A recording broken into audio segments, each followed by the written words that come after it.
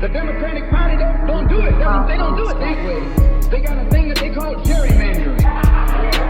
They maneuver you out of power. Even though you can vote, they fix it so you don't vote for nobody. They got you going and coming. In the South, they're outright political wolves. In the North, they're political foxes. A fox and a wolf are both canine. Both belong to the dog family.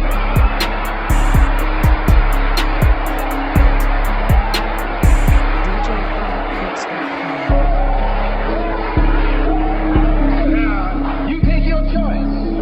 You're going to choose a northern dog or a southern dog. Because either dog you choose, I guarantee you, you'll still be in the doghouse. This is why I say it's the ballot or the bullet. It's liberty or it's death. It's freedom for everybody or freedom for nobody.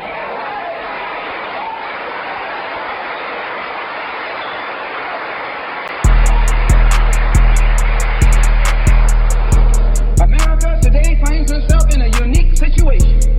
Historically, revolutions are bloody. Oh yes, they are. They have never had bloodless revolution or a non-violent revolution. That don't happen even in Hollywood.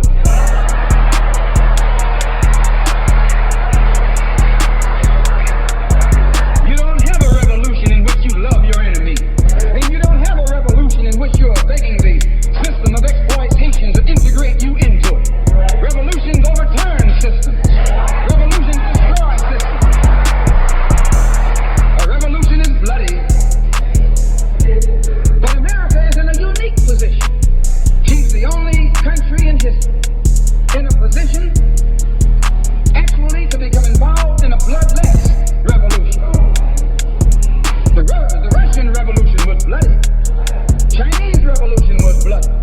French Revolution was bloody. Cuban Revolution was bloody. And there was nothing more bloody than the American Revolution. But today, this country can become involved in a revolution that won't take bloodshed. All she's got to do is give the black man in this country everything that's due. Everything.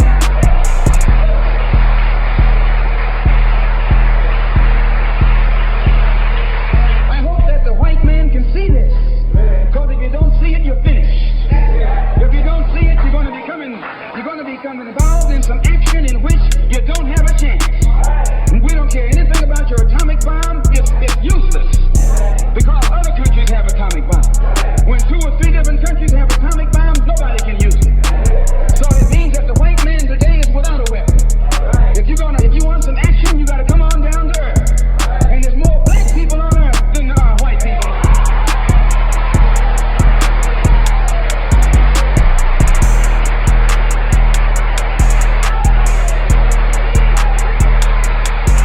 I only got a couple more minutes. The white man can never win another war on the ground. His days of war,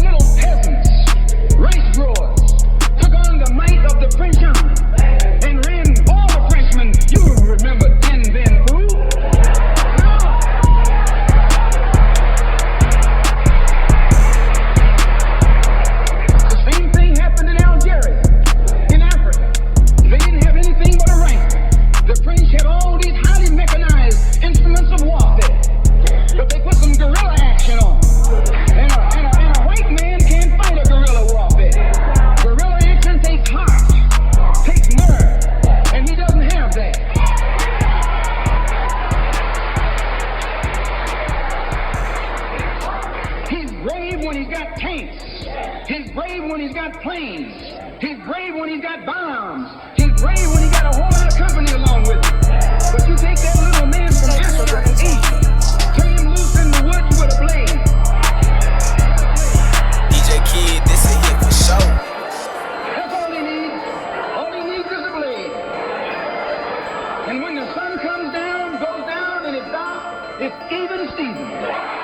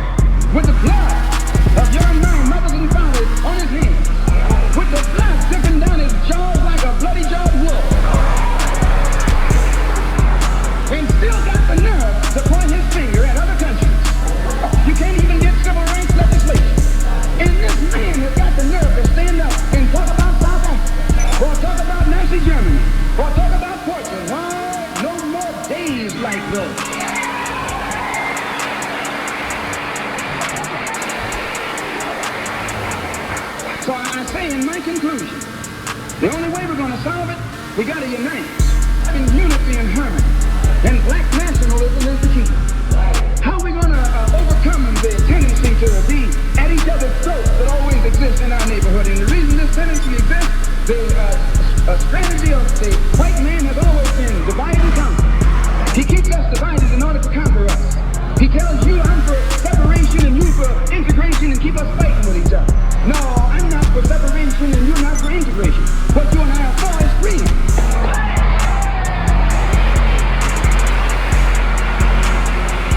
Only you think that integration will get you freedom. I think separation will get me freedom. We both got the same objective. We just got different ways of getting at it.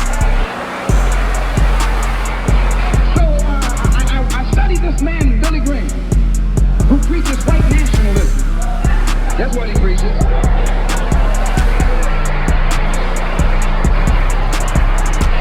I say that's what he preaches. The whole church structure in this country is white nationalism. You go inside a white church, that's what they're preaching, white nationalism. They got Jesus white, Mary white, God white, everybody white, that's white nationalism.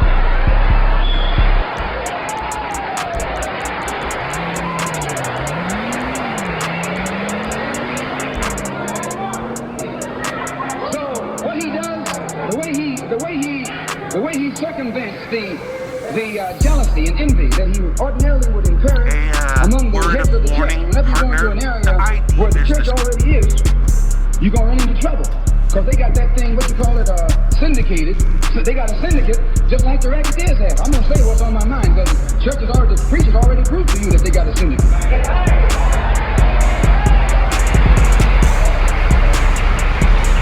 And when you're out in the rackets, whenever you're getting in another man's territory, you know, they gang up on you. And that's the same way with you. You run into the same thing. So how Billy Graham gets around that, instead of going into somebody else's territory like he's going to start a new church, he doesn't try and start a church. He just goes in preaching Christ. And he says everybody who believes in him, you go wherever you find him. So this helps all the churches. And so if this helps all the churches, they don't find him. Well, we're going to do the same thing, only our gospel is black nationalism. His gospel is white nationalism, our gospel is black nationalism.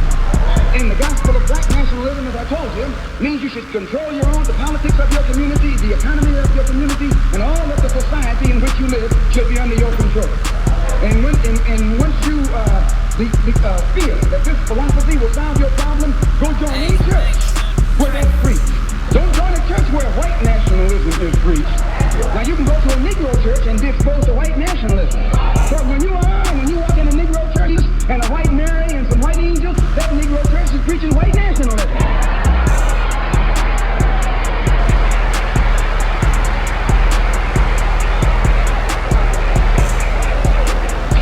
But when you go to a church and you see the pastor of that church with a philosophy and a program that's designed to bring black people together and elevate black people, join that church.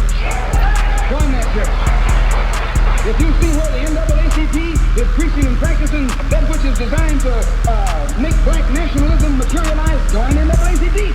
Join any kind of organization, civic, religious, fraternal, political, or otherwise, that's based on lifting the black man up and making him master of his own community.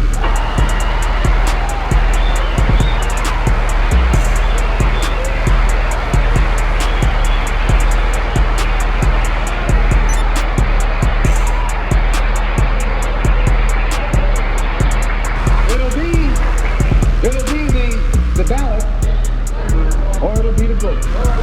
It'll be liberty, or it'll be death. And if you're not ready to pay that price, don't use the word freedom in your vocabulary. One more thing. I was on a program in Illinois recently with Senator Paul Douglas, the so-called liberal, so-called Democrat, so-called white man. At which time he told me that our African brothers were not interested in us in that. He says the Africans aren't interested in the American Negro. I knew he was lying. But during the next 2 or 3 weeks, it's my intention and plan to make a tour of our African homeland. And I hope that when I come back, I'll be able to come back and let you know how our African brothers and sisters feel toward us.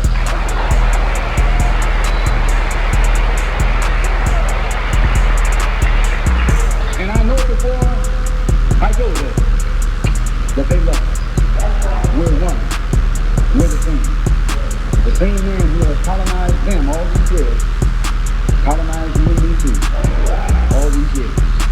we have to do now is wake up and work in unity and harmony, and the battle will be over.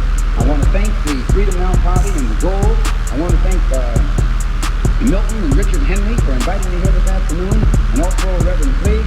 And I want them to know that anything that I can ever do at any time to work with anybody in any kind of program that is sincerely designed to eliminate the political, the economic, and the social evils that confront all of our people in Detroit and elsewhere, all they've got to do is give me a telephone call and I'll be on the next jet right on into the city.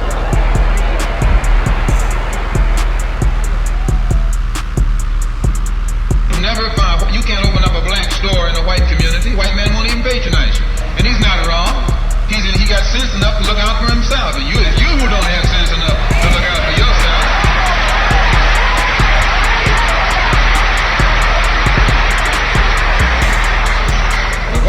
The white man is too intelligent to let someone else come and gain control of the economy of his community. But you will let anybody come in and control the economy of your community. Control the housing, control the education, control the jobs, control the businesses under the pretext that you want to integrate. No, you're out of your mind.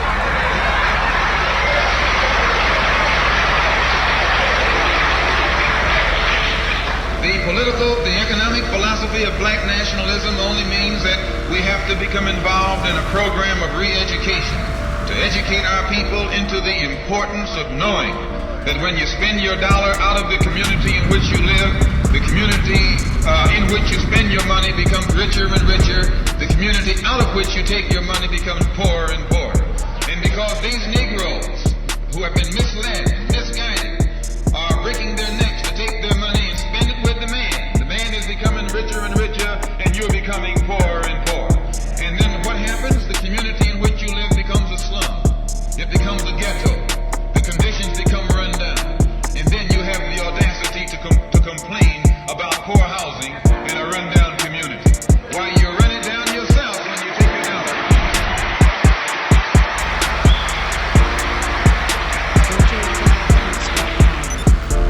And you and I are in a double track. Because not only do we lose by taking our money someplace else and spending it, when we try and spend it in our own community, we're trapped because we haven't had sense enough to set up stores and control the businesses of our community. The man who's controlling the stores in our community is a man who doesn't look like we do. He's a man who doesn't even live in the community. So you and I, even when we try and spend our money in the block where we live or the area where we live, we're spending it with a man who, when the sun goes down, takes that basket full of money in another part of the town.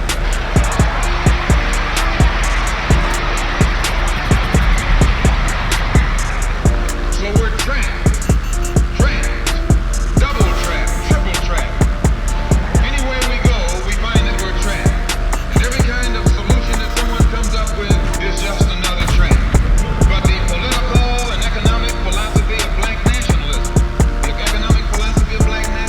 shows our people the importance of setting up these little stores and developing them and expanding them into larger operations. Woolworth didn't start out big like they are today. They started out with a dime store and expanded and expanded and expanded until today they're all over the country and all over the world, and they're getting some of everybody's money. Now this is what you and I in General Motors, the same way, didn't start out like it is. It started out just a little rat race type operation, and it expanded until today is where it is right now. And you and I have to make a stop. And the best place to start is right in the community where we live.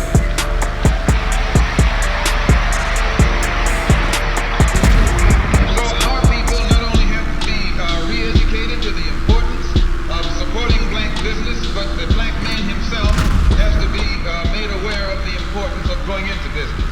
And once you and I go into business, we own and operate at least the businesses in our community.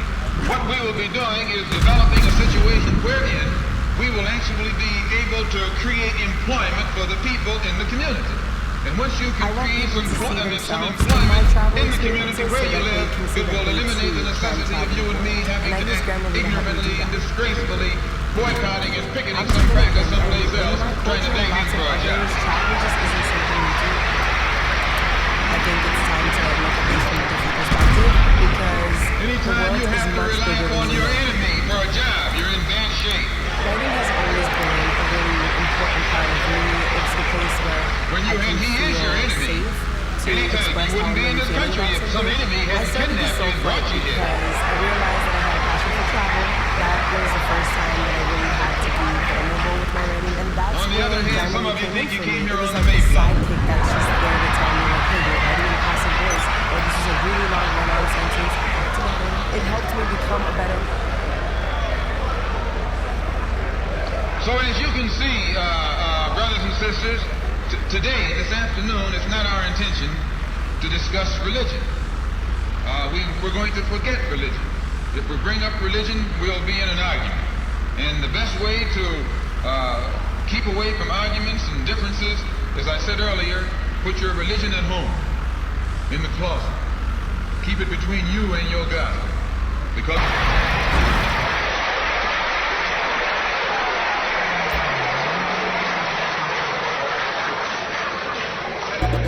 whether you are a Christian or a Muslim or a nationalist, we all have the same problem. They don't hang you because you're a Baptist, they hang you because you're black.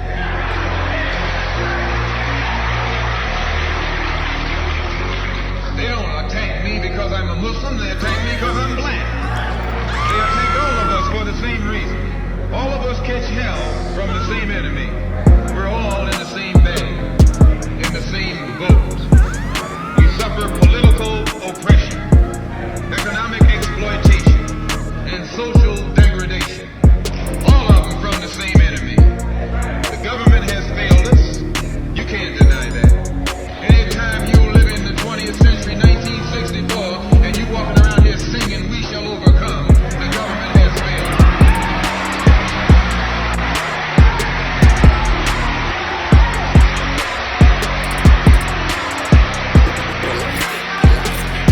This is part of what's wrong with you. You do too much singing.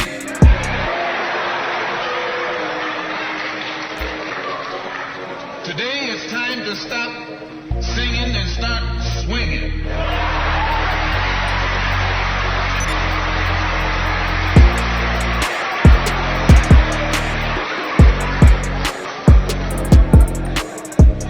You can't sing up on freedom, but you can swing up on some freedom.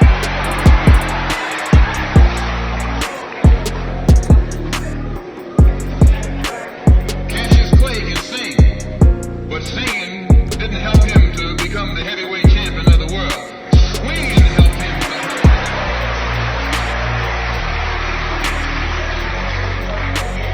So this government has failed us. The government itself has failed us. And the white liberals, who have been posing as our friends, have failed us.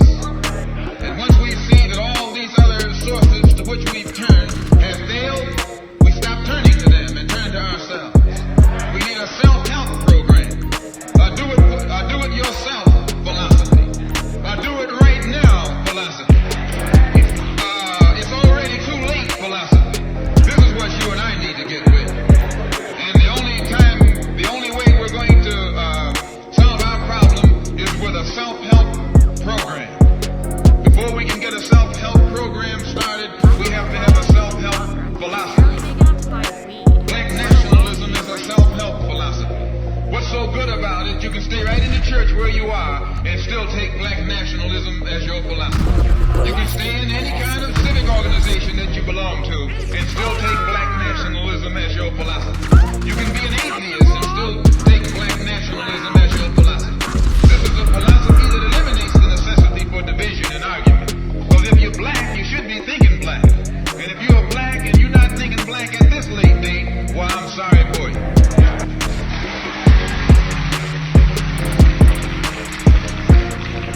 Once you change your philosophy, you change your thought pattern. Once you change your thought pattern, you change your attitude. Once you change your attitude, it changes your behavior pattern. And then you go on into some action. As long as you got a sit-down philosophy, you'll have a sit-down thought pattern. And as long as you think that old sit-down thought, you'll be in some kind of sit-down action. They'll have you sitting in everywhere. It's not so good to refer to what you're going to do as a sit-in. Then right there castrates you. Right there it brings you down. What goes with it? Think of the image of someone can sit. An old woman can sit. An old man can sit. A chump can sit. A coward can sit. Anything can sit. Well, you and I have been sitting long enough, and it's time today for us to start doing some standing and some fighting to make that happen.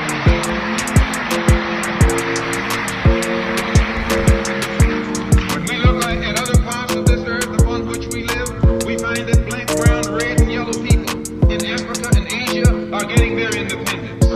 They're not getting it by singing "We Shall Overcome." No, they're getting it through nationalism. It is nationalism that brought about the independence of the people in Asia. Every nation in Asia gained its independence through the philosophy of nationalism. Every nation on the African continent that has gotten its independence brought it about through the philosophy of nationalism.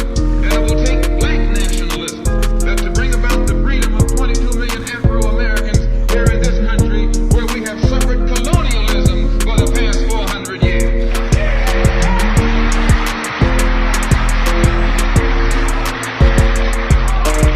America is just as much a colonial power as England ever was. America is just as much a colonial power as France ever was. In fact, America is more so a colonial power than they, because she's a hypocritical colonial power behind it.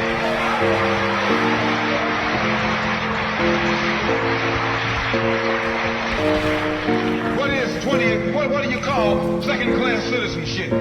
Why, that's colonization. Second-class citizenship is nothing but 20th century slavery. How you going to tell me you're a second-class citizen? They don't have second-class citizenship in any other government on this earth. They just have slaves and people who are free. Well, this country is a hypocrite. They try and make you think they set you free by calling you a second-class citizen. No, you're nothing but a 20th century slave.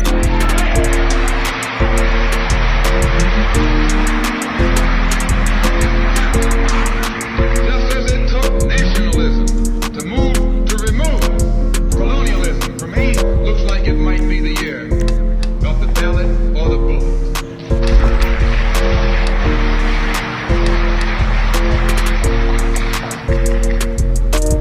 Why does it look like it might be the year of the ballot or the bullet?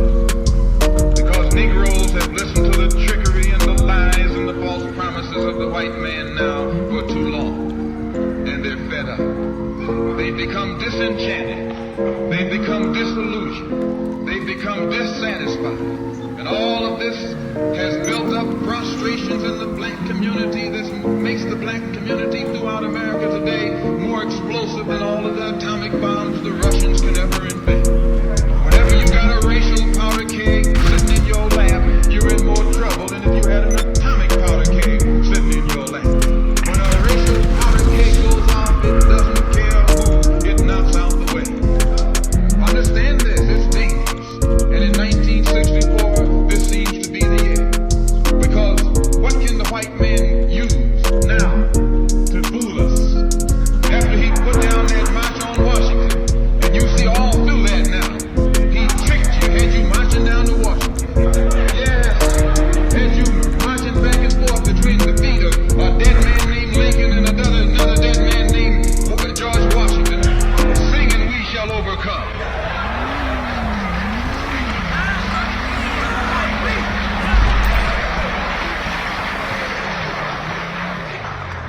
He made a chump out of it. He made a fool out of it. He made you think you were going somewhere, and you end up going nowhere but between Lincoln and Washington. So today our people are disillusioned. They become disenchanted. They become dissatisfied. And in their frustrations they want action. So you see this young black man, this new generation, asking for the full ballot or the vote. That old time action is outdated. The young generation don't want to hear anything about the odds are against us. What do we care about odds?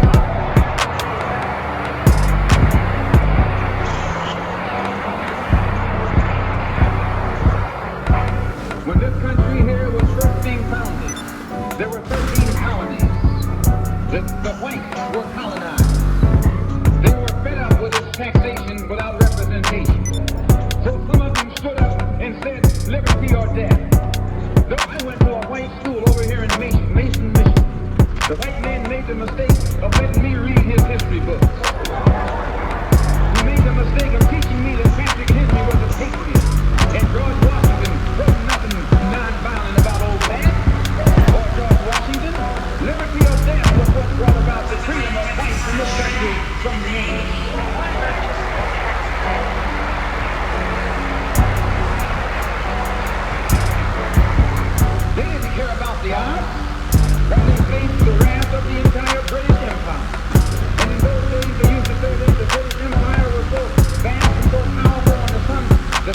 ever sat on.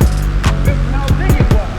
Yet these 13 little scrawny states, tired of taxation without representation, tired of being exploited and oppressed and degraded, for that big British Empire, liberty or death. But here you have 22 million Afro-Americans, black people today, catching more hell than Patrick Henry ever saw.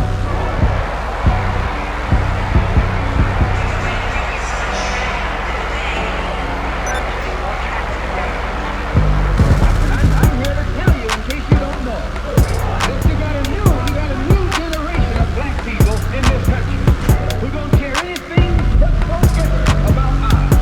They don't want to hear you, old Uncle Tom, handkerchief head, talking about the honor.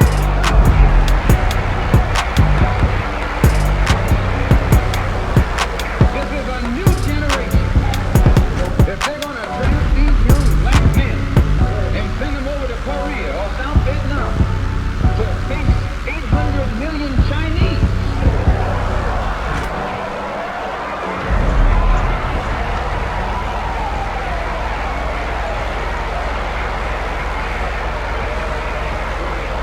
if you're not afraid of those odds, you shouldn't be afraid of these odds.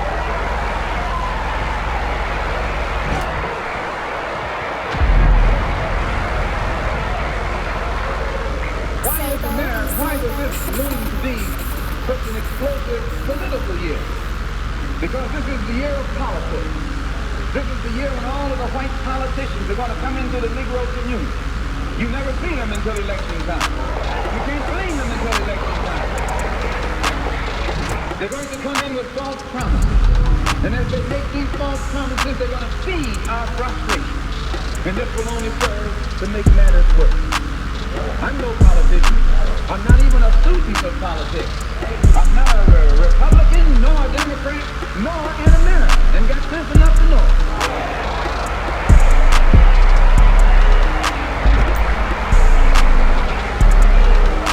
I'm one of the 22 million black victims of the Democrats. One of the 22 million black victims of the Republicans, and one of the 22 million black victims of Americanism.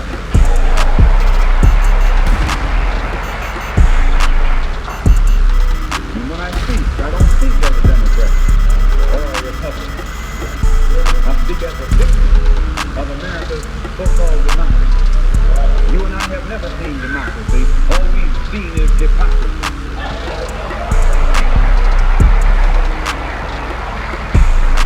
When we open our eyes today and look around America, we see America not through the eyes of someone who has enjoyed the fruit of Americanism.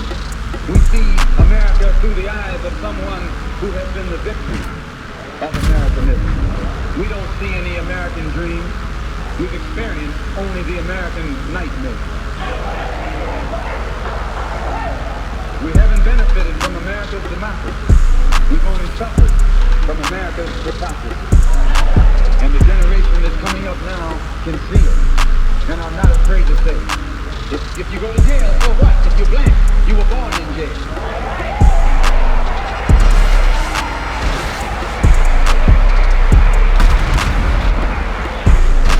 If you're black, you were born in jail.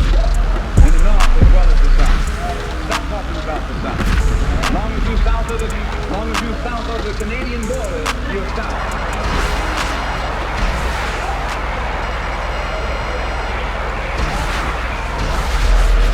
Don't call Governor Wallace a Dixie governor. Romney is a Dixie governor.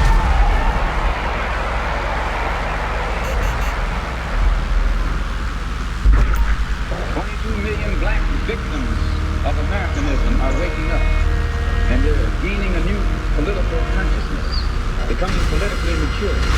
And as they develop this political maturity, they're able to see the recent trends in these political elections.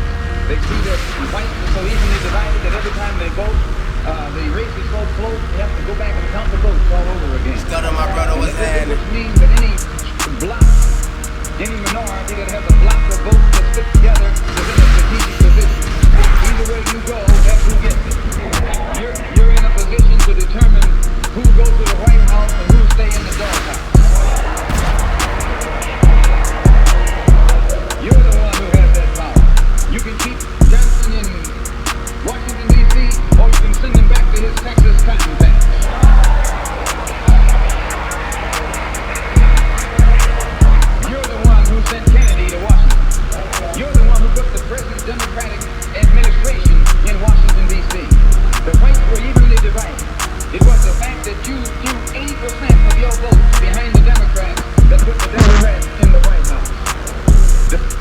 can see this, you can see that the Negro vote is the key factor.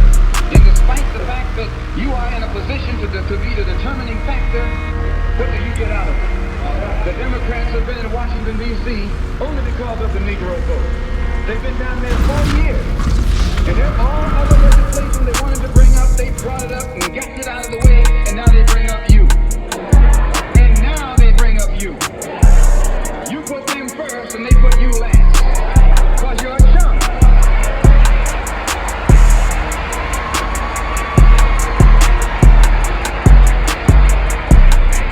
A political chump. In Washington, D.C., in the House of Representatives, there are 257 who are Democrats. Only 177 are Republicans. In the Senate, there are 67 Democrats. Only 33 are Republicans. The party that you back controls 2/3 of the House of Representatives and the Senate, and still they can't keep their promise to you, because you're a chump.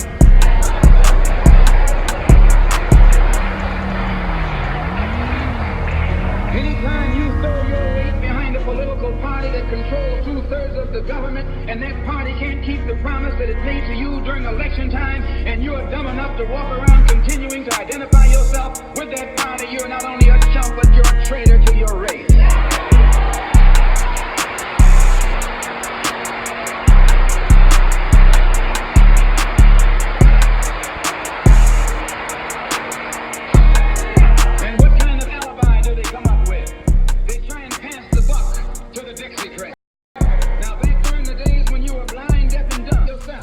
And you can see that a Dixocrat is nothing but a Democrat in disguise.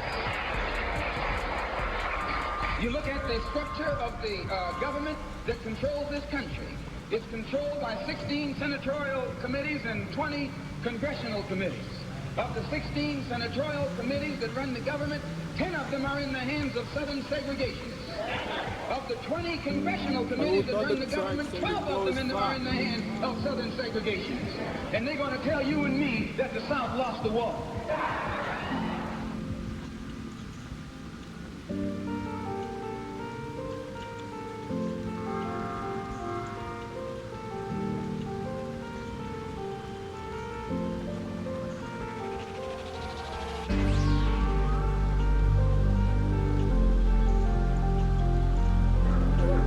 Thank you very kindly, my friends.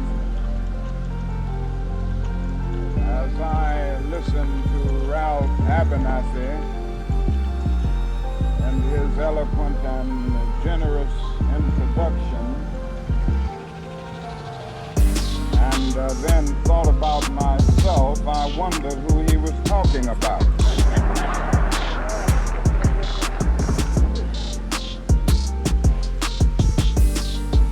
It's always good to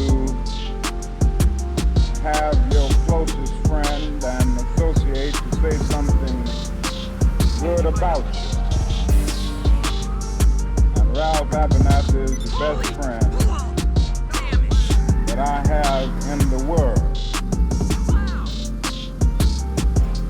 I'm delighted to see each of you here tonight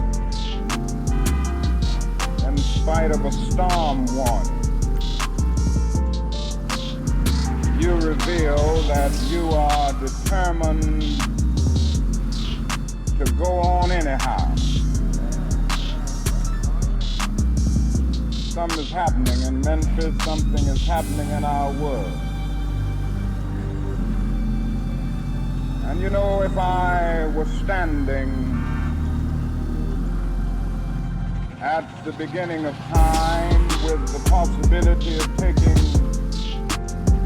a kind of general and panoramic view of the whole of human history up to now, and the Almighty said to me, Martin Luther King, which age would you like to live in? And I would watch God's children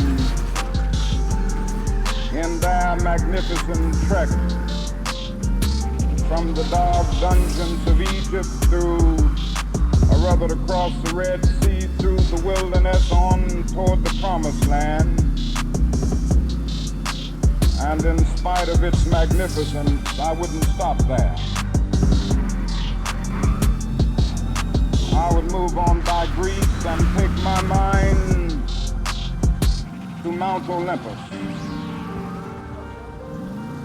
And I would see Plato, Aristotle, Socrates, Euripides, and Aristophanes assemble around the Parthenon.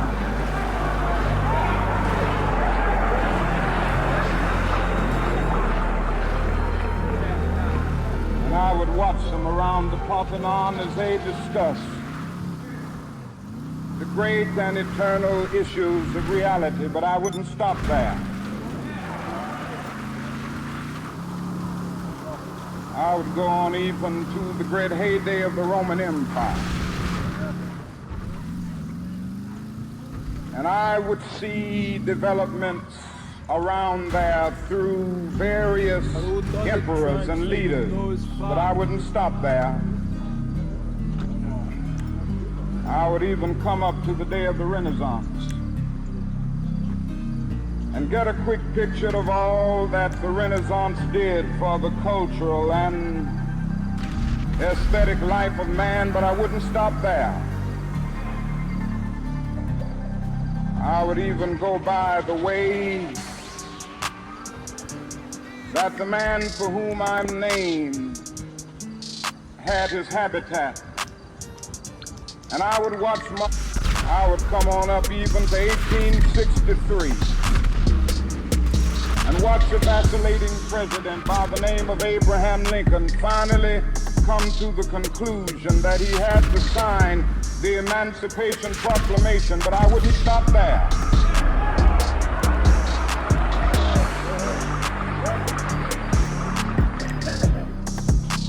I would even come up to the early 30s and see a man grappling with the problems of the bankruptcy of his nation. Come with an eloquent cry that we have nothing to fear but fear itself, but I wouldn't stop there. Strangely enough, I would turn to the Almighty and say, if you allow me to live just a few years in the second half of the 20th century, I will be happy.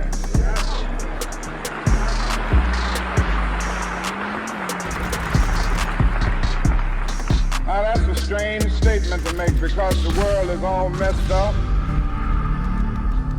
The nation is sick.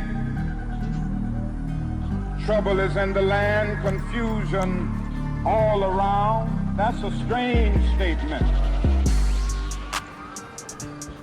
But I know somehow that only when it is dark enough can you see the stars. And I see God working in this period of the 20th century in a way that men in some strange way are responding. Something is happening in our world. The masses of people are rising up,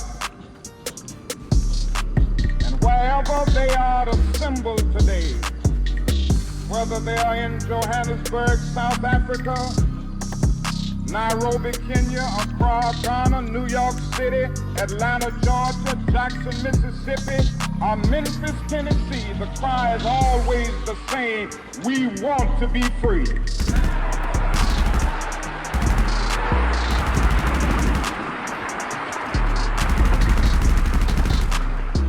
Another reason that I'm happy to live in this period is that we have been forced to a point where we're going to have to grapple with the problems that men have been trying to grapple with through history, but the demands didn't force them to do it. Survival demands that we grapple with them. Men for years now have been talking about war and peace, but now no longer can they just talk about it. It is no longer the choice between violence and non-violence in this world. It's non-violence or non-existence. That is where we are today.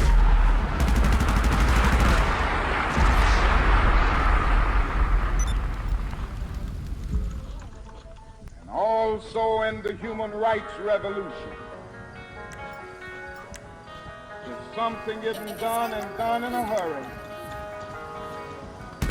bring the colored peoples of the world out of their long years of poverty, their long years of hurt and neglect, the whole world is doomed.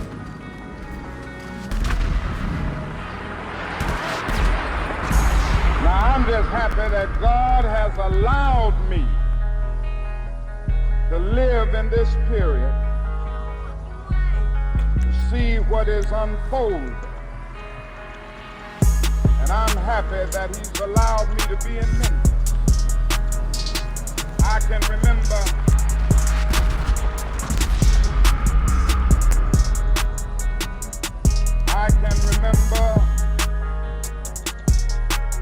when Negroes were just going around, as Ralph has said, so often scratching where they didn't itch and laughing when they were not tickled.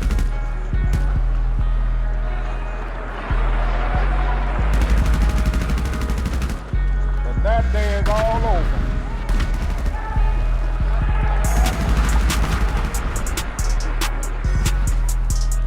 We mean business now, and we are determined to gain our rightful place in God's world.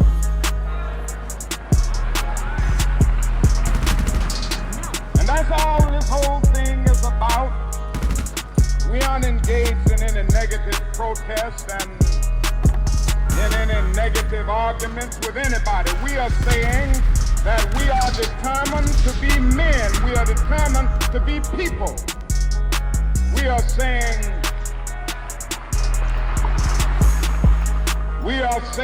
that we are God's children.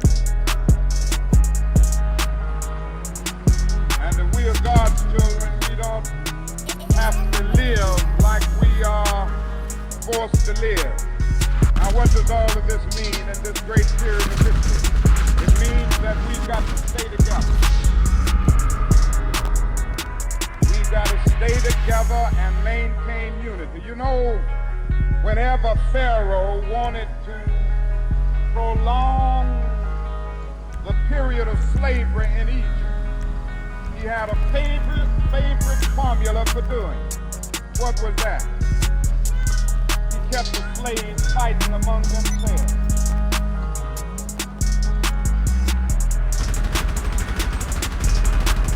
But whenever the slaves get together, something happens in Pharaoh's court, and he cannot hold the slaves in slavery. When the slaves get together, that's the beginning of getting out of slavery.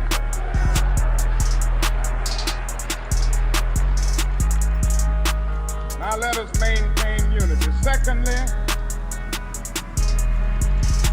let us keep the issues where they are. The issue is injustice. The issue is the refusal of Memphis to be fair and honest in its dealings with its public servants who happen to be sanitation workers.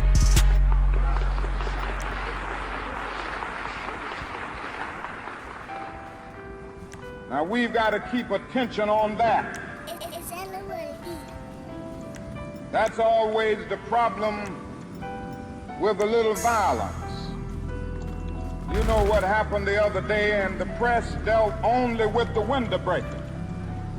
I read the articles. They very seldom got around to mentioning the fact that 1,300 sanitation workers are on strike, and that Memphis is not being fair to them, and that Mayor Loeb is in dire need of a doctor.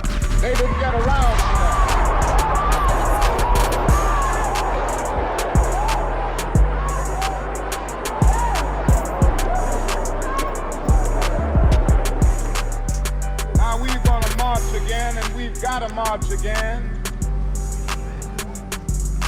order to put the issue where it is supposed to be.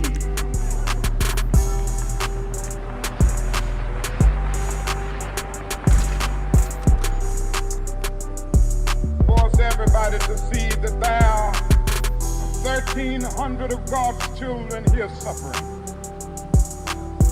Sometimes going hungry, going through dark and dreary nights, wondering how this thing is going to come out. That's the issue. We've got to say to the nation, we know how it's coming out. But when people get caught up with that which is right and they are willing to sacrifice for it, there is no. We aren't going to let any mace stop us. We are masters in our nonviolent movement in disarming police forces. They don't know what to do. I've seen them so often. I remember in Birmingham, Alabama, we were in that majestic struggle there. We would move out of the 16th Street Baptist Church day after day. By the hundreds we would move out. Bull Connor would tell them to send the dogs for them. And they did come. But we just went before the dogs singing, ain't gonna let nobody turn me around.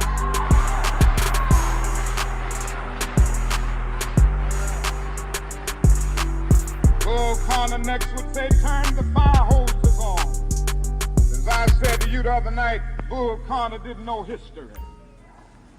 He knew a kind of physics that somehow didn't relate to the transphysics that we knew about. And that was the fact that there was a certain kind of fire that no water could put out.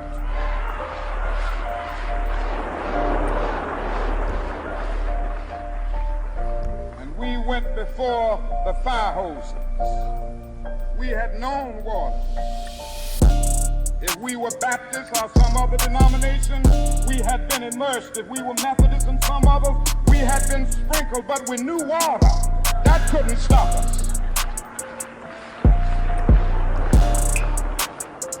And we just went on before the dogs, and we would look at them, and we'd go on before the water hoses, and we would look at it, and we just go on singing, over my head I see freedom in the air.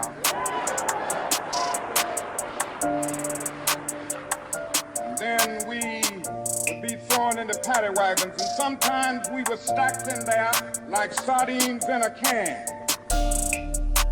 They would throw us in, and old Bull would say, take them off.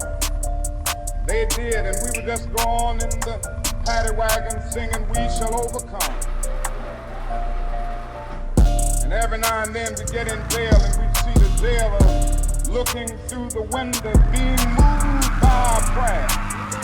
Being moved by our words and our song. There was a power there which Bull Connor couldn't adjust to.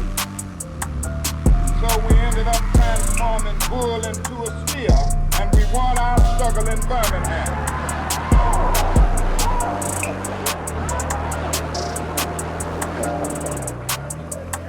We've got to go on in Memphis just like that. I call upon you to be with us when we go out Monday.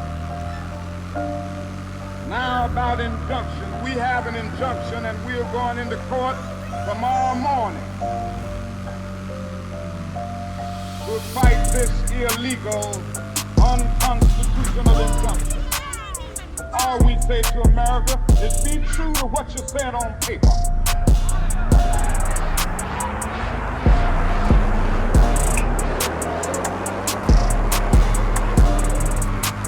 I lived in China or even Russia or any totalitarian country, maybe I could understand some of these illegal injunctions. Maybe I could understand the denial of certain basic First Amendment privileges because they haven't committed themselves to that over there. But somewhere I read of the freedom of assembly. Somewhere I read of the freedom of speech. Somewhere I read of the freedom of press. Somewhere I read that the greatness of America is the right to protest for rights.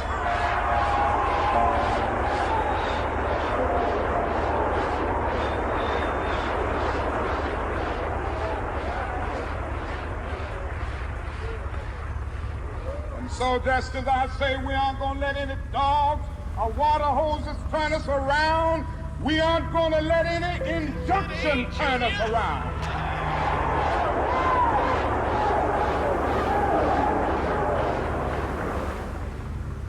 We are going on.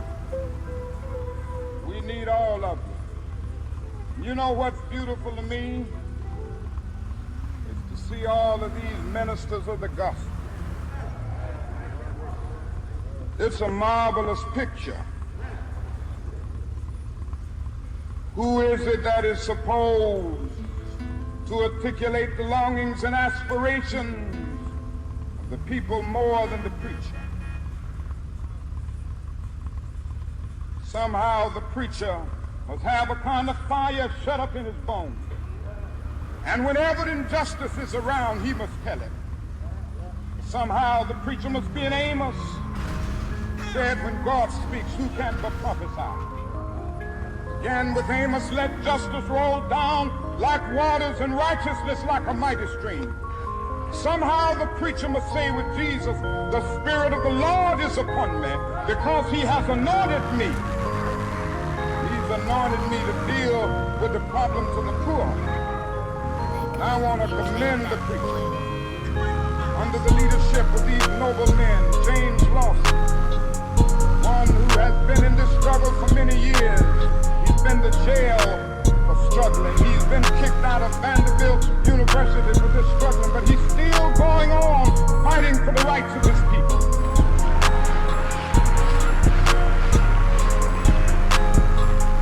Reverend Ralph Jackson, Billy Child, I could just go right on down the list. Time will not permit, but I want to thank all of them. And I want you to thank them. Because so often preachers aren't concerned about anything but themselves.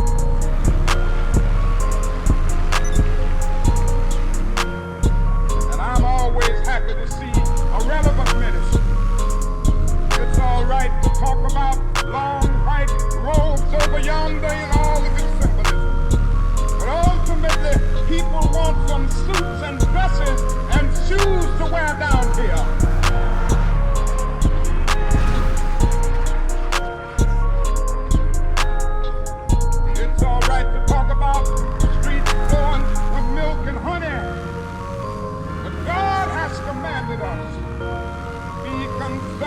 About the slums down here and his children who can't eat 3 square meals a day.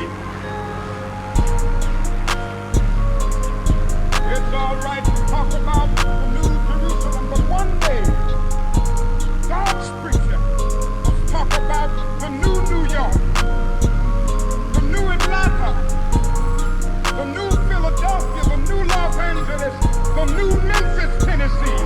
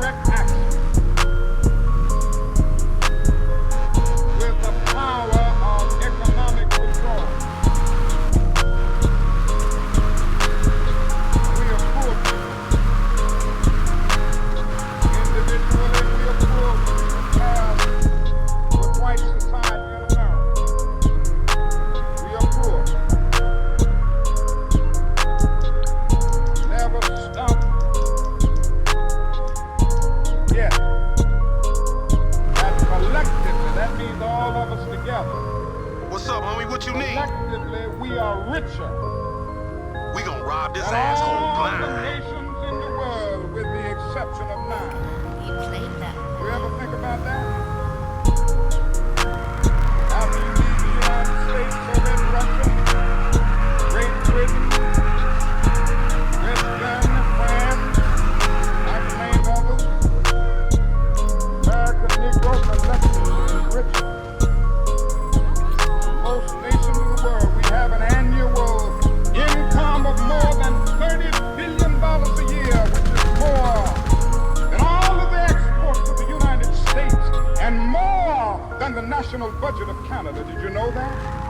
That's power right there if we know how to prove it.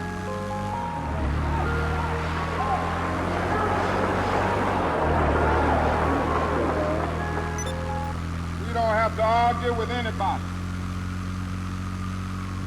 We don't have to curse and go around acting bad with our words.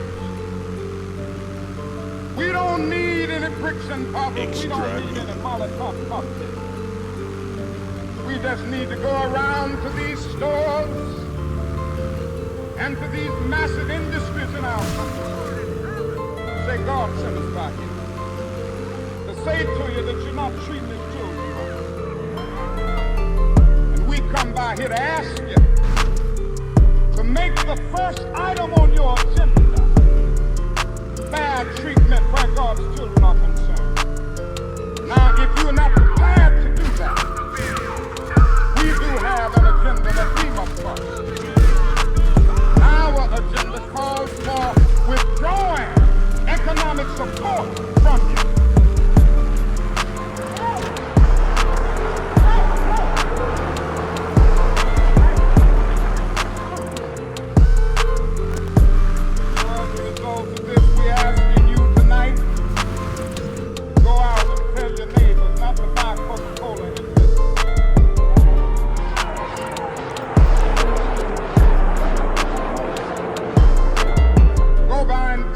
Not to buy sealed test milk.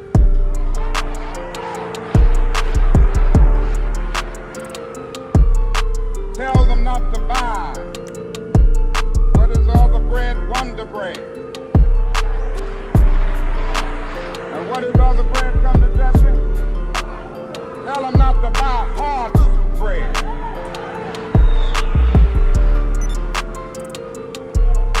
As Jesse Jackson has said up to now, only the garbage men have been feeling pain. Now we must kind of redistribute the pain.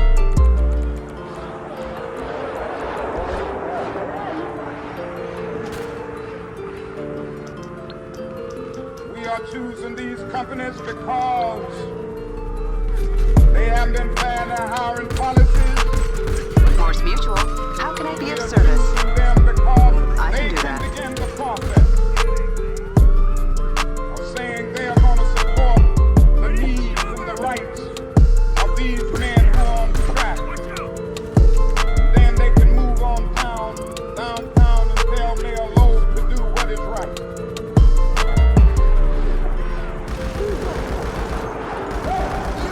And not only that, we've got to strengthen black.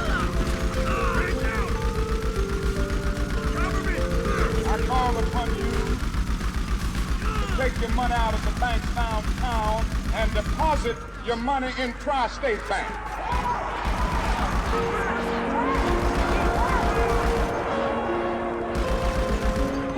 We want a bank-in movement in Memphis. Go by the Savings and Loan Association. I'm not asking you something that we don't do ourselves in SCLC.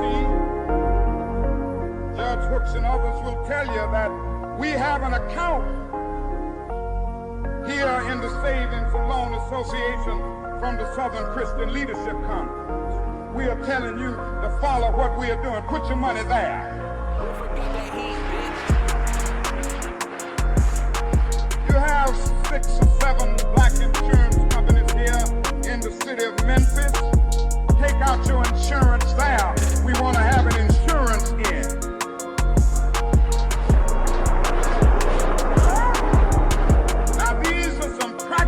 Things that we can do. We begin the process of building a great economic base, and at the same time we are putting pressure where it really hurts. I ask you to follow through here. Now let me say, as I move to my conclusion,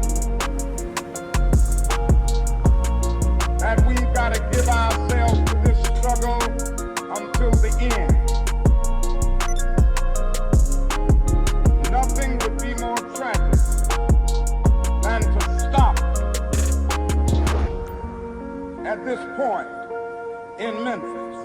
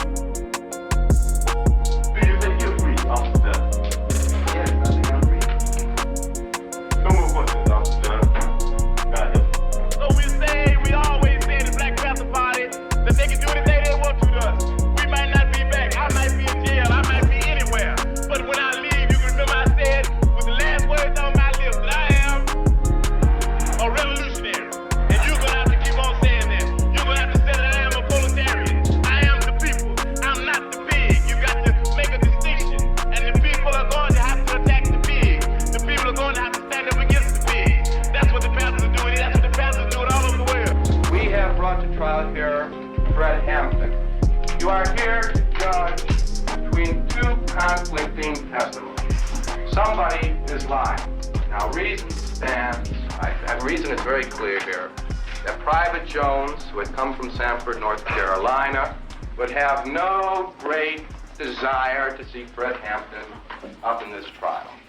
But Fred Hampton, a key figure in this community, has great reason for not wanting to be put in jail. But the state's attorney and the state's attorney's office has reasons to see Fred Hampton in jail. We've got a new state's attorney, you see. And he said already what he thought about people that had different political beliefs than he had. His speeches sound somewhat like those of Hitler. And we know why he wants to see Fred Hampton put in jail. Why do I have a lot of arrests? Because of harassment. Why is that harassment? Because the people that harass me have set up a problem that made me disagree with them violently, and they set up this problem in order to exploit me and other people like me. And why they want to get rid of me? Because I'm saying something that might wake up some other exploited people or some other oppressed people, and if all these people ever get together, then these pigs that are exploiting us, we'll be able to run them into the lake. That's why they want to get rid of us.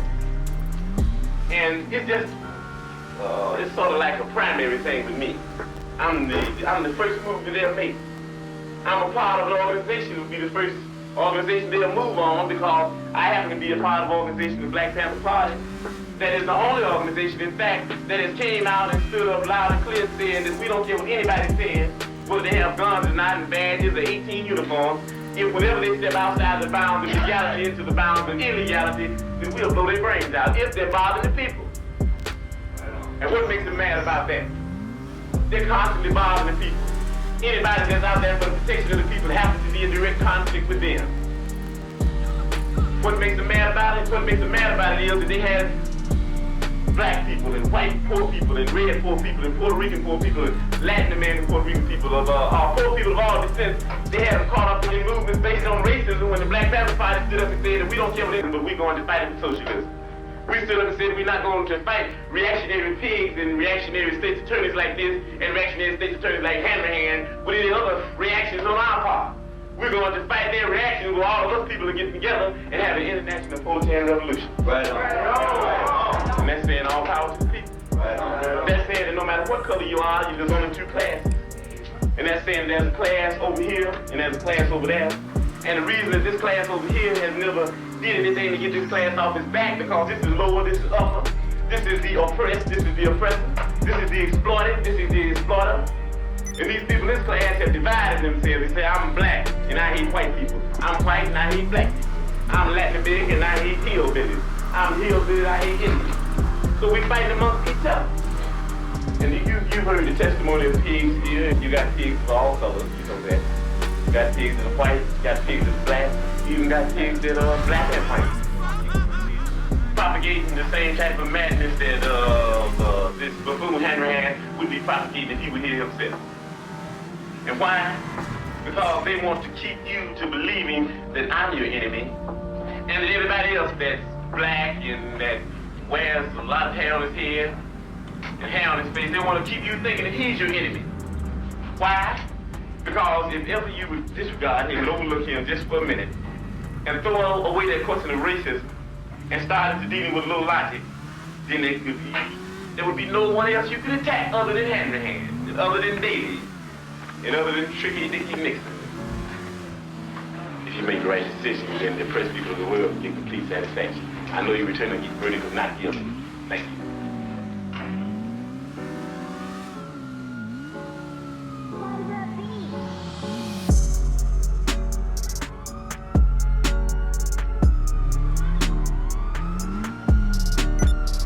You're free, officer. Yes, I think I'm free. No more questions, officer. God help. So we always say the Black Panther Party that they can do anything they want to us. We might not be back. I might be in jail. I might be anywhere. But when I leave, you can remember I said with the last words on my lips that I am a revolutionary. And you're going to have to keep on saying that. You're going to have to say that I am a proletarian. I am the people. I'm not the pig. You got to make a distinction. And the people are going to have to attack the pig. The people are going to have to stand up against the pig. That's what the pastors are doing. That's what the pastors are doing all over the world. We have brought to trial here Fred Hampton. You are here to judge between two conflicting testimonies. Somebody is lying. Now, reason stands. That reason is very clear here. That Private Jones, who had come from Sanford, North Carolina, would have no great desire to see Fred Hampton up in this trial. But Fred Hampton, a key figure in this community, has great reason for not wanting to be put in jail. But the state's attorney and the state's attorney's office has reason to see Fred Hampton in jail. We've got a new state's attorney. He said already what he thought about people that had different political beliefs than he had. His speeches sound somewhat like those of Hitler. And we know why he wants to see Fred Hampton put in jail. Why do I have a lot of arrests? Because of harassment. Why is that harassment? Because the people that harassed me have set up a problem that made me disagree with them violently. And they set up this problem in order to exploit me and other people like me. And why they want to get rid of me? Because I'm saying something that might wake up some other exploited people or some other oppressed people. And if all these people ever get together, then these things that are exploiting us, we'll be able to run them into the lake. That's why they want to get rid of us. And it's just, it's sort of like a primary thing with me. I'm the first move they'll make. I'm a part of the organization who will be the first organization they'll move on because I happen to be a part of the organization, the Black Panther Party. That is the only organization, in fact, that has came out and stood up loud and clear saying that we don't care what anybody says, whether they have guns or not, and badges or 18 uniforms. If whenever they step outside the bounds of legality into the bounds of illegality, then we'll blow their brains out if they're bothering the people. And what makes them mad about that? They're constantly bothering the people. Anybody that's out there for the protection of the people happens to be in direct conflict with them. What makes them mad about it? What makes them mad about it is that they have black people and white poor people and red poor people and Puerto Rican poor people and Latin American Puerto Rican people of poor people of all descents. They had them caught up in movements based on racism when the Black Panther Party stood up and said that we don't care what anybody says. We don't think you fight fire with fire best, we think you fight fire with water best. We're gonna fight racism, not racism, but we're gonna fight with solidarity. We said we're not gonna fight capitalism with black capitalism, but we're going to fight with socialism. We stood up and said we're not going to fight reactionary pigs and reactionary state attorneys like this and reactionary state attorneys like Hanrahan with any other reactions on our part.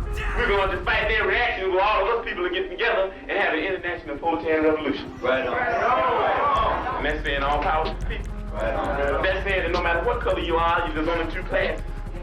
And that's saying there's a class over here and there's a class over there.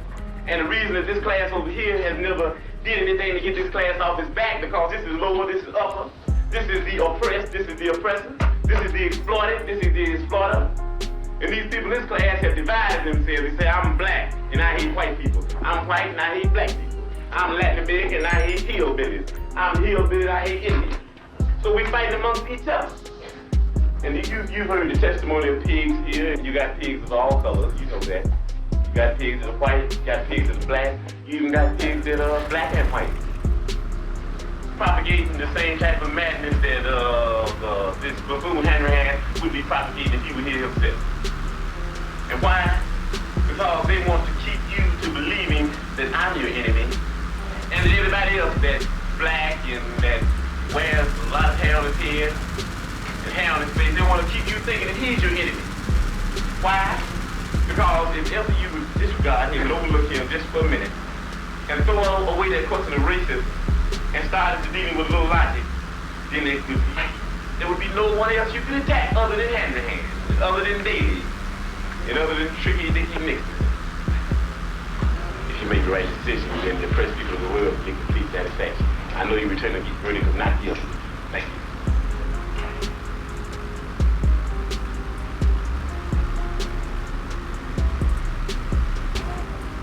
No more questions, Officer John. God help you. So we always say in the Black Panther Party that they can do anything they want to us. We might not be back. I might be in jail. I might be anywhere. But when I leave, you can remember I said with the last words on my lips, that I am a revolutionary. And you're gonna have to keep on saying that. You're gonna have to say that I am a proletarian. I am the people. I'm not the pig. You got to make a distinction. And the people are going to have to attack the pigs. The people are going to have to stand up against the pigs. That's what the Panthers are doing. That's what the Panthers are doing all over the world. We have...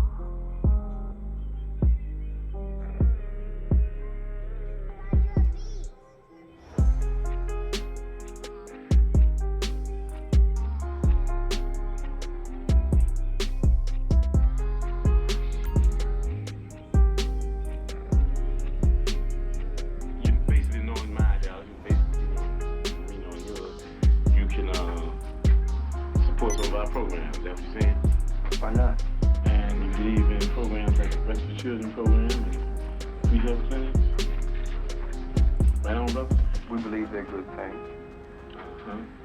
As a focal point to organize their mothers and fathers. Peace. There's no educational program here?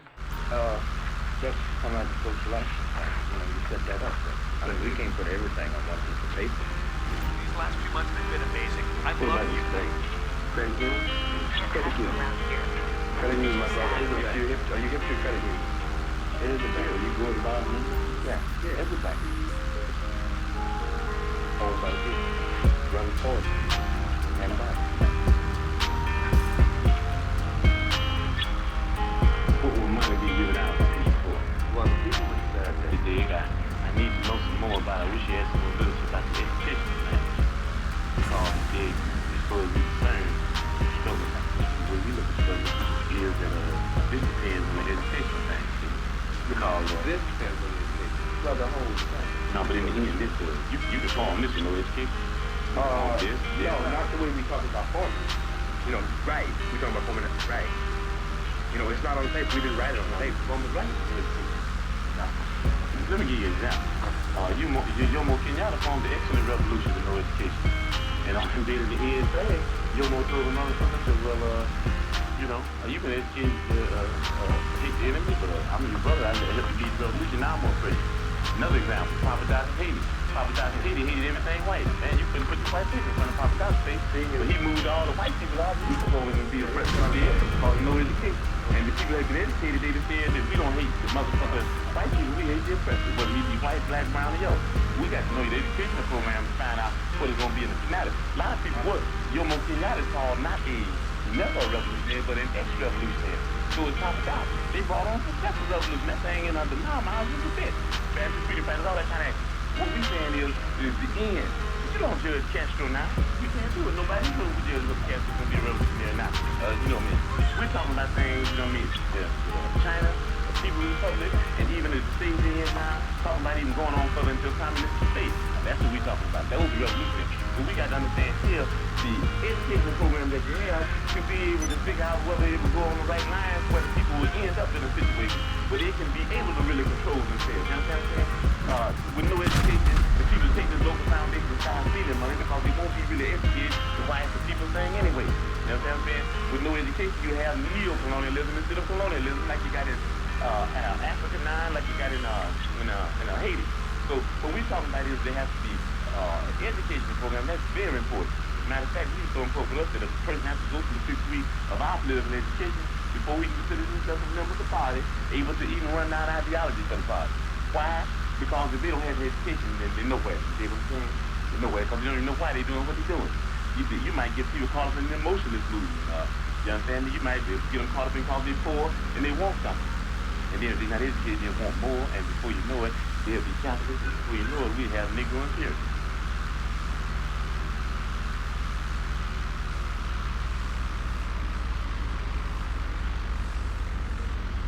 You basically knowing my ideology, basically lean on yours, you can support some of our programs, is that what you're saying? Why not?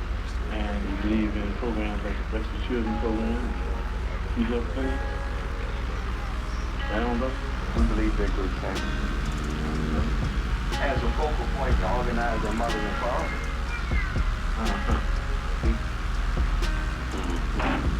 There's no educational program here? That's come out of social action. We set that up. But we can't put everything on one piece of paper. What about respect? Credit union? Credit union. Credit union, my brother. Are you hip to credit union? It is a bank. You go and buy them? Yeah, it's a bank.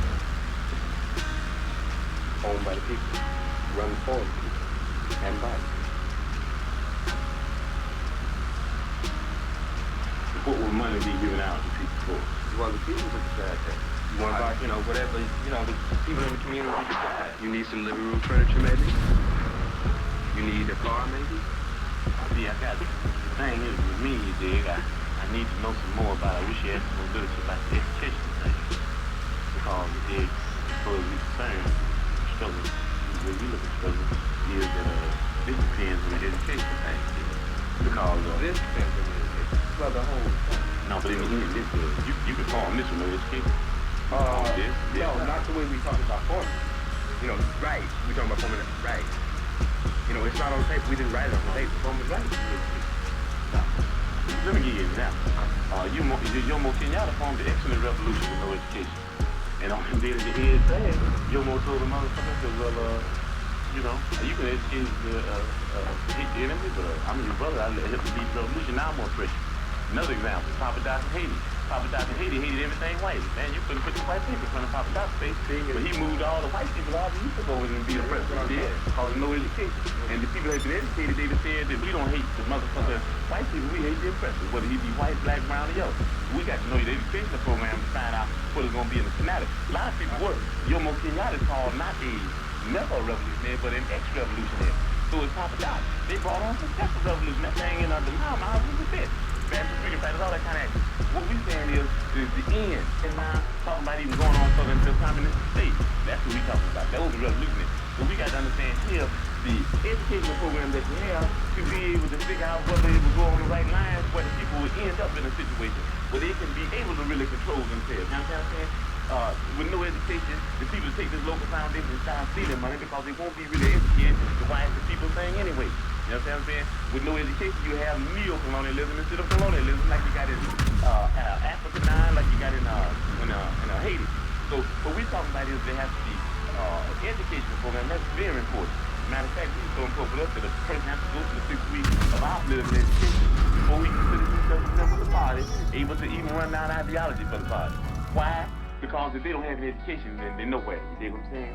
They're nowhere because they don't even know why they're doing what they're doing. You might get people caught up in the emotionalist movement. You understand me? You might get them caught up in because they're poor and they want something. And then if they're not educated, they want more. And before you know it, they'll be capitalists. And before you know it, we'll have Negro imperialism.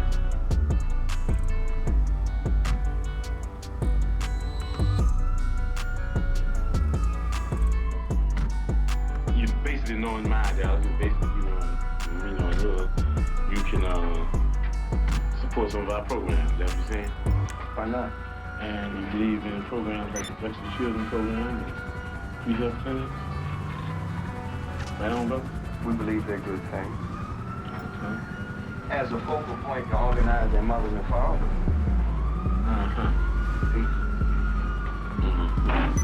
There's no educational program here? That's kind of like social action. We set that up. We can't put everything on one piece of paper. What about this bank? Credit union? Credit union. Credit union, my brother. Are you hip to credit union? It is a bank. You go and buy money? Yeah, it's a bank. Owned by the people. Run for the people. And by the people. What will money be given out to people for? Well, the people would decide that. You want to buy, whatever, the people in the community decide. You need some living room furniture, maybe? You need a car, maybe? See, I got it. The thing is, with me, you dig, I need to know some more about it. I wish you had some more literature about the education thing.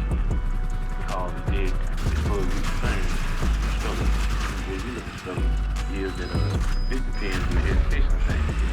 Because this depends on the education. Well, the whole thing. No, but in the end, you can form this with no education. No, not the way we talking about forming. Right. We talking about forming it right. It's not on the tape. We didn't write it on the tape. Forming right. No. Let me give you an example. Jomo Kenyatta formed the excellent revolution with no education. And on the day of the end thing, Jomo told the motherfucker, said, well, you know, you can educate hate the enemy, but I'm your brother, I'll help you lead the revolution, now I'm gonna press you. Another example, Papa Doc in Haiti. Papa Doc in Haiti hated everything white. Man, you couldn't put this white paper in front of Papa Doc's face. But he moved all the white people out and he took over and be a president. He did, cause no education. And the people that have been educated, they just said that we don't hate the motherfucker white people, we hate the oppressor, whether he be white, black, brown, or yellow. We got to know the educational program to find out what is going to be in the fanatic. A lot of people work. Jomo Kenyatta is called not never a revolutionary, but an ex-revolutionary. So it's Papa Doc. They brought on successful revolution. That thing ain't under my mouth was a bit. Fancy freedom fighters, all that kind of action. What we saying is the end. But you don't judge Castro now. You can't do it. Nobody in this room could judge whether Castro's going to be a revolutionary or not. You know what I mean? We're talking about things, you know what I mean? China, the People's Republic, and even at the stage they're in now, talking about even going on further into a communistic state. That's what we're talking about. Those are revolutionary. So we got to understand here the educational program that you have to be able to figure out whether it will go on the right lines, where the people will end up in a situation where they can be able to really control themselves. You understand what I'm saying? With no education, the people that take this local foundation start stealing money because they won't be really educated to why it's the people thing anyway. You understand what I'm saying? With no education, you have neo-colonialism instead of colonialism, like you got in Africa 9, like you got in Haiti. So what we're talking about is there has to be educational program. That's very important. Matter of fact, it's so important for us that a person has to go through 6 weeks of our political education before he can consider himself a member of the party, able to even run down ideology for the party. Why? Because if they don't have education, they're nowhere. They're nowhere because they don't even know why they're doing what they're doing. You might get people caught up in an emotionalist movement. You understand me? You might get them caught up in because they're poor and they want something. And then if they're not educated, they want more, and before you know it, they'll be capitalists, and before you know it, we'll have Negro in here.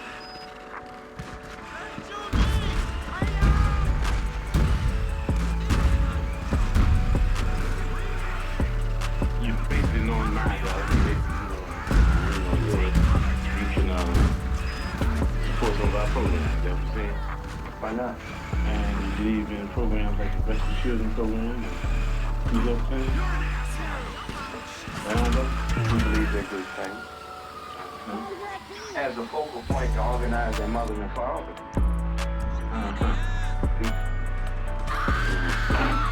There's no educational program here? That's come out the selection. We set that up. I mean, we can't put everything on one piece of paper. What about this bank? Credit union? Credit union. Credit union, my brother. Are you hip to credit union? It is a bank. Are you going to borrow money? Yeah, it's a bank. Owned by the people. Run for the people. And by the people. What will money be given out to people for? Well, the people would decide that. You want to buy, whatever, the people in the community decide. You need some living room furniture, maybe? You need a car, maybe? See, the thing is with me, you dig, I need to know some more about it. I wish you had some more literature about the education thing. Because you dig, as far as we're concerned, struggle, the way we look at struggle, is that this depends on the education thing. Because this depends on the education. Well, the whole thing. No, but in the end, this does. You can form this with no education. No, not the way we talking about forming. Right. We talking about forming it right. It's not on the paper. We didn't write it on the paper. Forming right with no education. No. Let me give you an example. Jomo Kenyatta formed the excellent revolution with no education. And on the day of the end thing, Jomo told the motherfucker, said, well, you can educate hate the enemy, but I'm your brother, I'll help you lead the revolution, now I'm gonna press you. Another example, Papa Doc in Haiti. Papa Doc in Haiti hated everything white. Man, you couldn't put this white paper in front of Papa Doc's face. But he moved all the white people out and he took over and be a president. He did, cause no education. And the people that have been educated, they just said that we don't hate the motherfucker white people, we hate the oppressor, whether he be white, black, brown, or yellow. We got to know the educational program to find out what is going to be in the fanatic. A lot of people work. Jomo Kenyatta is called not never a revolutionary, but an ex-revolutionary. So it's Papa Doc. They brought on some revolution. That thing ain't under my mouth was a bitch. Fancy freedom fighters, all that kind of action. What we saying is the end. You don't judge Castro now. You can't do it. Nobody's supposed to judge whether Castro's going to be a revolutionary or not. You know what I mean? We're talking about things, China, the People Republic, and even at the stage they in now, talking about even going on further into a communistic state. That's what we talking about. That was the revolutionary. So we got to understand here the educational program that you have to be able to figure out whether it will go on the right lines, whether people will end up in a situation where they can be able to really control themselves. You understand what I'm saying? With no education, the people take this local foundation and start stealing money because they won't be really educated to why it's the people thing anyway. You know what I'm saying? With no education, you have neo-colonialism instead of colonialism, like you got in Africa now, like you got in Haiti. So what we talking about is there has to be an educational program. That's very important. Matter of fact, this is so important for us that a person has to go through 6 weeks of our political education before he considers himself a member of the party, able to even run down ideology for the party. Why? Because if they don't have an education, they're nowhere. You know what I'm saying? They're nowhere, because they don't even know why they're doing what they're doing. You might get people caught up in an emotionless mood. You understand me? You might get them caught up in because they're poor and they want something. And then if they're not educated, they want more, and before you know it, they'll be capitalist. Before you know it, we have Negro imperialism.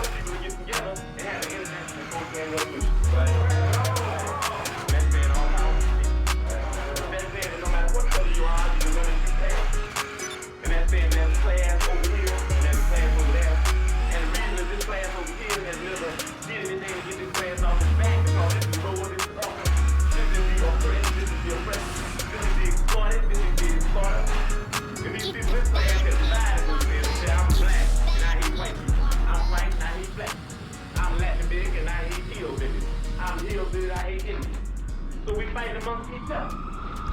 And you heard the testimony of pigs here. You got pigs of all colors, you know that. You got pigs that are white, you got pigs that are black, you even got pigs that are black and white.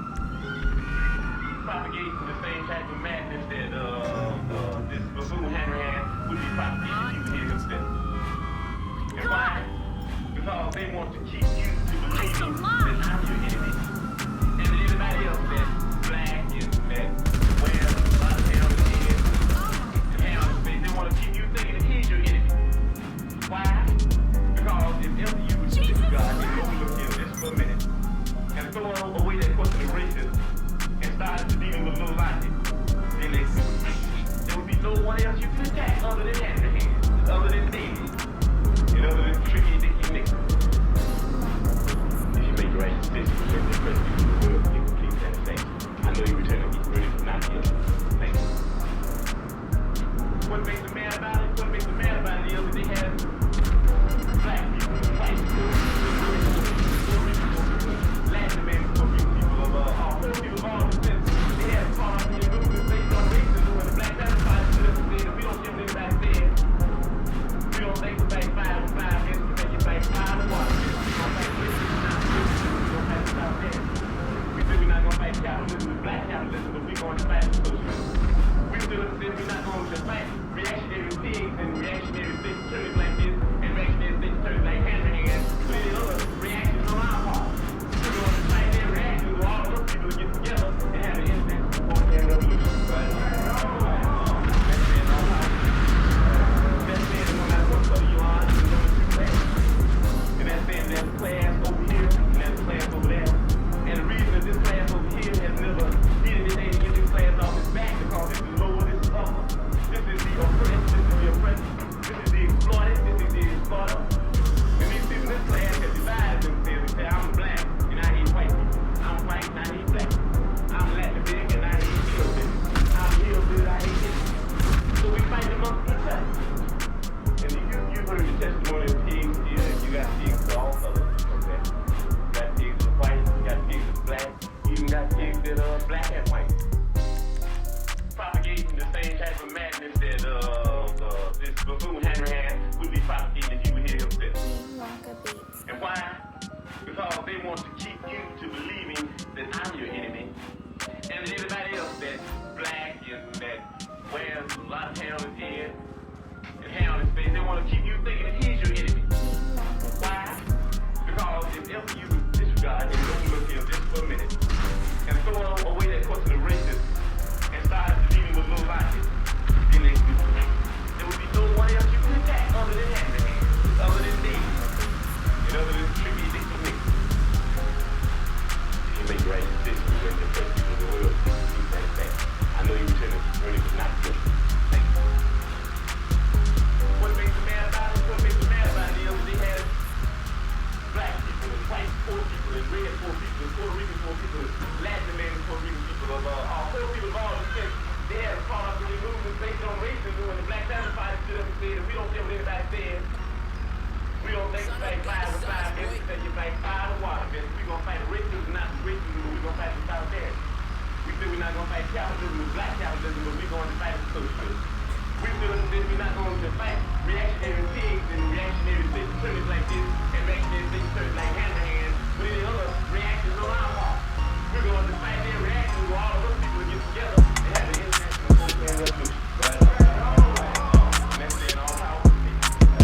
That's saying that no matter what color you are, you can learn a new class. And that's saying there's a class over here and there's a class over there. And the reason that this class over here has never did anything to get this class off its back because this is lower, this is upper. I'm Latin big and I hate hillbilly. I'm hillbilly, I hate him. So we fight amongst each other. And you heard the testimony of pigs here. You got pigs of all colors. Okay? You got pigs that are white, you got pigs that are black, you even got pigs that are black and white. Propagating the same type of madness that this buffoon Hanrahan would be propagating if you would hear himself. And why? Because they want to keep you believing that I'm your enemy. And that everybody else that's black and that wears a lot of hair on his head, hair on his face, they want to keep you thinking that he's your enemy.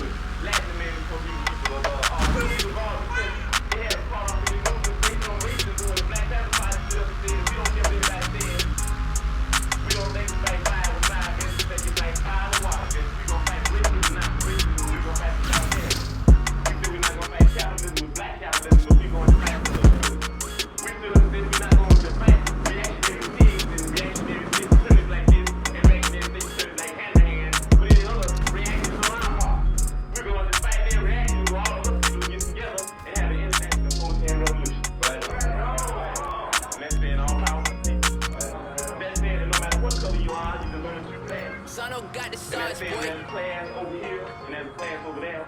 And the reason that this class over here has never did anything to get this class off its back because this is lower, this is upper. This is the oppressed, this is the oppressor. This is the exploited, this is the exploiter. And these people in this class have divided themselves. You heard the testimony of pigs here. You got pigs of all colors. You know that. Son got the sauce, boy. You got pigs that black. You even got pigs that are black and white. Propagating the same type of madness that this buffoon Henry had would be propagating if you would hear himself. And why? Because they want to keep you to believing that I'm your enemy.